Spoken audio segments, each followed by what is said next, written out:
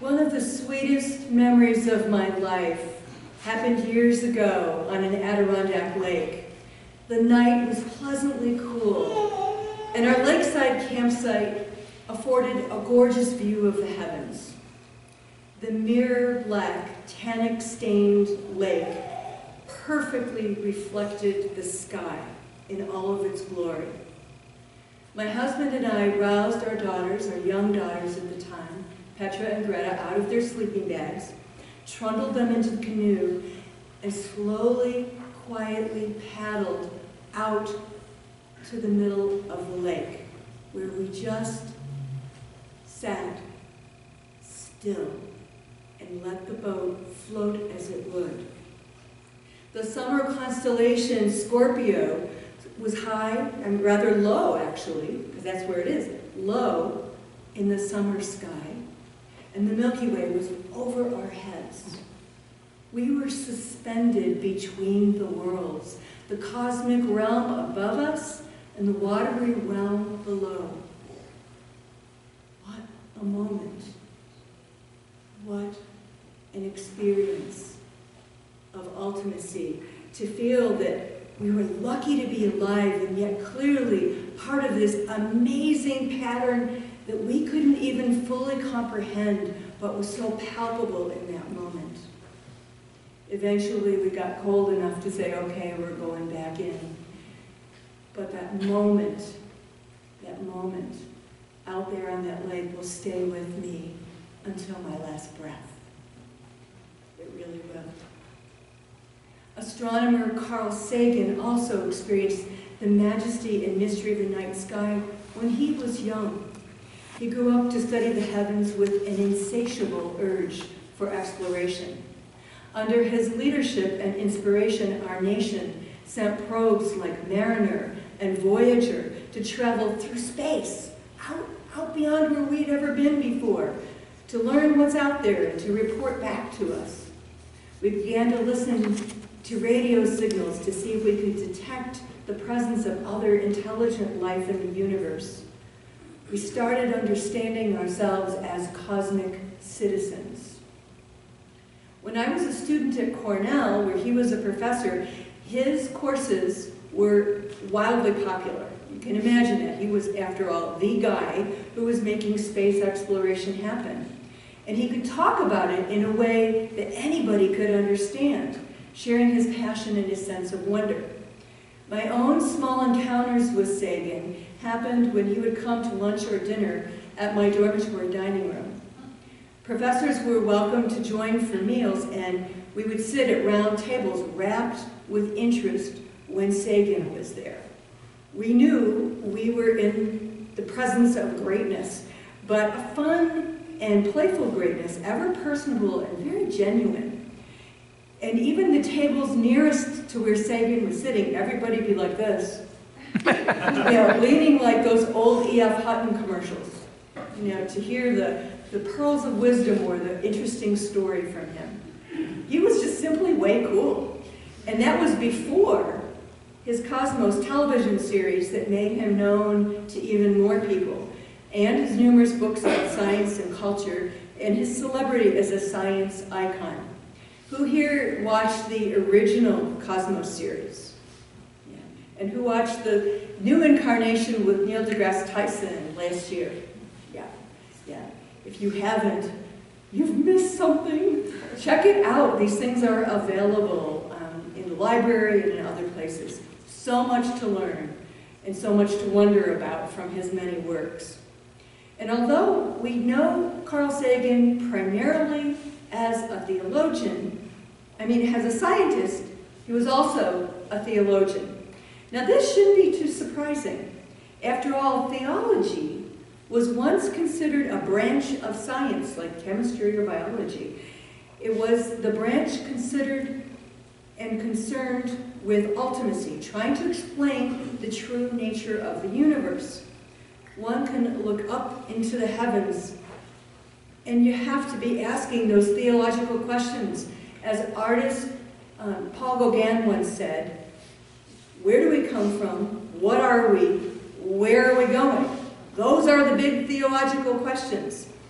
And so those questions cause us to reflect about the true nature of the universe and the amazing fact that humans and other life forms that inhabit this particular planet are even here. And after all, what is the meaning of it? So ultimately, all those ponderings are a guide for how we might live well together on this pale blue dot in space. So the intersection of science and theology becomes quite clear when we understand and consider Sagan's definition of the cosmos as all that is, was, or ever will be. Does that phrase sound familiar from our biblical times? All that was, is, or ever will be. If that definition sounds like some people's notion of God, then that's not a coincidence. For some of us, including postmodern feminist Christian theologian Sally McFaig, the universe is the shape-shifting body of God in its ever-changing dynamic nature. Sagan posits that people tended to believe in the God of the gaps. Whatever we don't understand, we attribute that mystery to God. But as Sagan points out, people used to believe that God commanded flowers to bloom. And of course we know better than that now. And yet humans continue to tend to relegate the unknowable to the realm of God instead of simply accepting that there are things we just don't know yet. Now this certainly sounds like a scientist talking, very rational and confident in the scientific method, ultimately unveiling all the secrets of existence. One might be tempted to think that Sagan was strictly an atheist, but his writings indicate otherwise. In his book, Broca's Brain, he wrote, "Those who raise questions about the God hypothesis and the soul hypothesis are by no means all atheists. An atheist is someone who is certain that God does not exist, someone who has compelling evidence against the existence of God. I know of no such compelling evidence, because God can be relegated to remote times and places and to ultimate causes. We would have to know a great deal more about the universe than we do now to be sure no such God exists.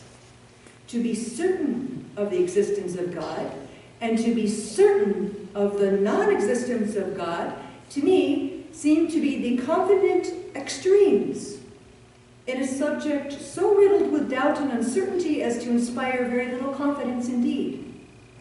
A wide range of intermediate positions seems admissible, and considering the enormous emotional energies with which the subject is invested, a questioning, courageous, and open mind seems to be the essential tool for narrowing the range of our collective ignorance on the subject of the existence of God."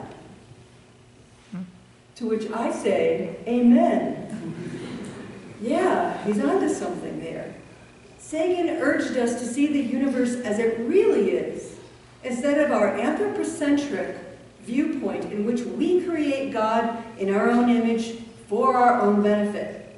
I love his analogy to playing bridge that he shared in his book, The Pale Blue Dot. This is how he explains it. Listen to this. He says, "It sounds like playing my first hand of bridge, winning, knowing that there are 54 billion possible other hands that I was equally likely to have been dealt, and then foolishly concluding that a God of bridge exists and favors me.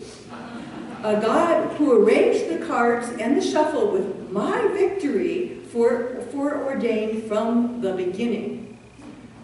We do not know how many other winning hands are in the cosmic deck, how many other kinds of universes, laws of nature, and physical constants that could also lead to life and intelligence and perhaps even delusions of self-importance."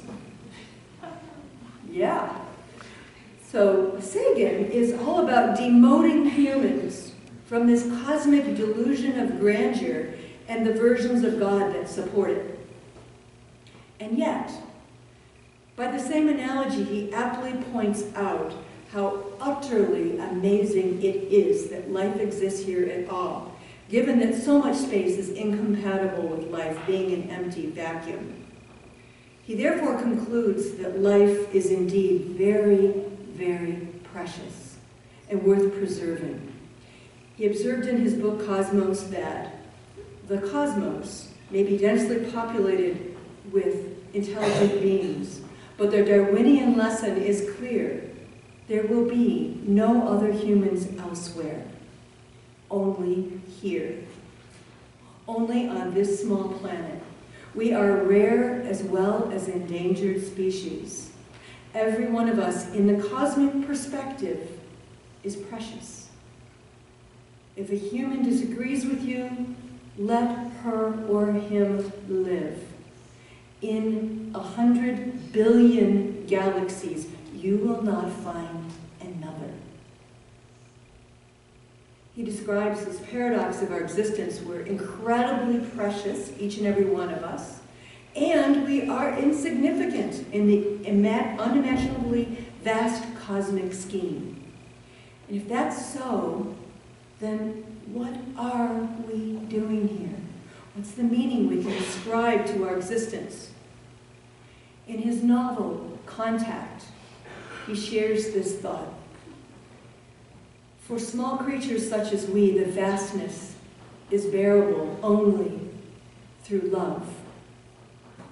Indeed, the underpinning of all his scientific knowledge and intellectual prowess was a man of very deep feelings. It is the feeling of awe and wonder that drives the quest for knowledge. It is the feeling of humility in the face of our cosmic insignificance and ignorance. It is our capacity for feeling love and compassion that creates meaning, connection, and comfort in our lives. Carl Sagan loved his family and his world dearly.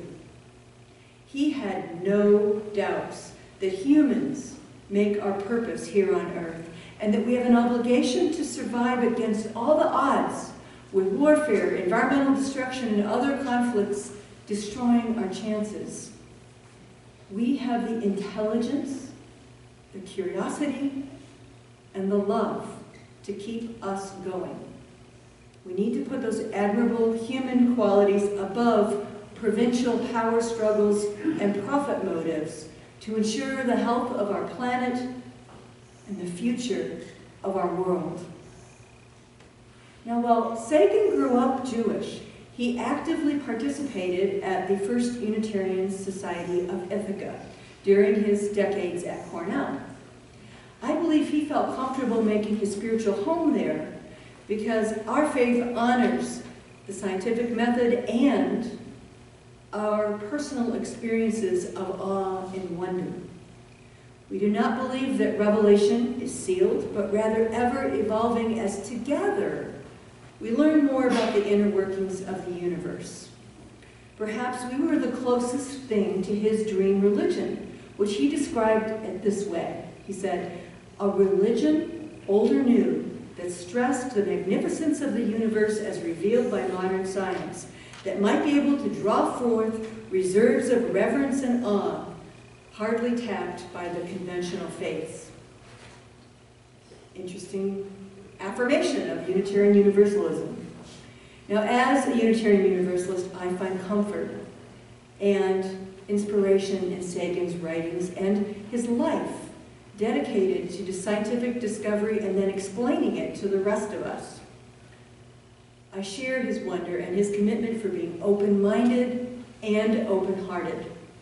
For indeed, the gifts of the mind and the heart together will be what saves us in our relationships with each other and with the whole of this planet. Each of us is precious. But let us not squander the gift of life on petty conflict or getting ahead at the expense of others or our Mother Earth. Now, while some make pilgrimages to cathedrals of Europe or perhaps the depths of Chaco Canyon, 3 summers ago, I returned to Ithaca to the Herbert Johnson Art Museum at Cornell because I really wanted to experience a new art installation called Cosmos that was created by light and computer artist Leo Villarreal. His installation features billions, well actually 12,000, LED lights programmed on a 3-hour cycle that expresses the reality of the universe as we currently know it, all in honor of Carl Sagan on the occasion of the museum's 40th anniversary. I have to tell you, I was feeling kind of old, noting that I was there as a freshman when the IMP building was completed in 1973.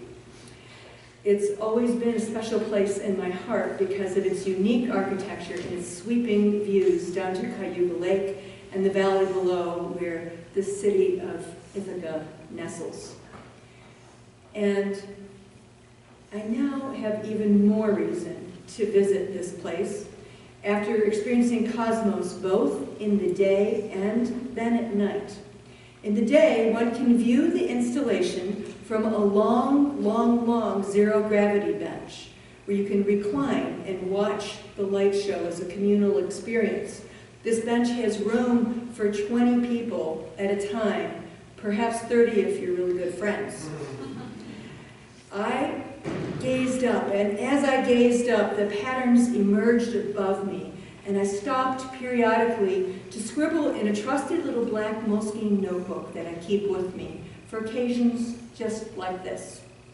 Seeing it during the day was amazing, but I vowed to return to see it at night, and I was not disappointed. Cosmos puts on quite a show at night. It is the ultimate lava lamp. I honestly wish that I could have camped out all night long just looking up at the patterns until I fell asleep, but unfortunately, Cornell's not set up for all-night camping, so I cannot realize that fantasy. The artist, though, has created a Vimeo to capture the essence of his work. It's a pale imitation to what you can see in person, but I'd like to give you just a mini taste of it, of this cosmic creation. And as you view it, I will share my scribblings, which I later realized were a form of found poetry, expressing some of my own theological musings, along with my observations of scientific knowledge as I watched Cosmos in rapt wonder. Oh, go ahead. Let's see if we can get this to play.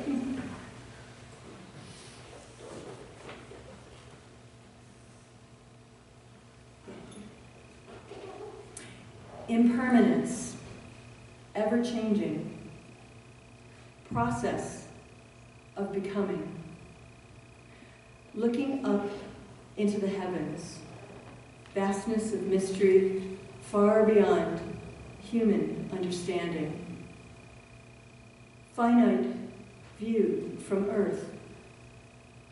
We have edges. The cosmos does not, or does it? Nebula, Magellanic clouds, comets, shooting stars, Big Bang supernovas, void, super frenetic buzzing, glitter fest, momentary constellations, hyperfocus, narrow, limited view, cannot see it all at once, twinkling among constellations, delight in the mystery, wonder, and awe, constant transformation, new patterns emerging, Shiva, cycles of creation and destruction, dance of the cosmos. Totally void moment lingers then light flows into the scene. Sky with puffy cumulus clouds, solar flares, relaxing, reclining position forces relaxation and surrender to that which is beyond knowing. Elements dancing, forming, and reforming. Look up. On the occasion of Carl Sagan's all-too-early death from bone marrow cancer, Reverend Jack Taylor from the Ithaca UU congregation shared this thought in his eulogy. For me, the most memorable. That belongs to an occasion several years ago when, following a lecture Carl had delivered, we were strolling through an early October evening toward a dinner gathering. Carl and Anne were a few steps ahead of me. What has frozen in my mind, even after all these many years, is not that I was traveling in the party of one so famous, but how obviously Carl was in love with Anne. Here, fame and fortune took their lesser places. It was love that claimed the moment and claims the memory. And that was Carl Sagan. He was in love with Anne, with his family and friends, with us, with knowledge, with wonder, with this battered and often superstitious world, and of course, with the billions and billions of worlds from which he and we await a whisper. This is immortality. It is all we need, and it is enough. May it be so.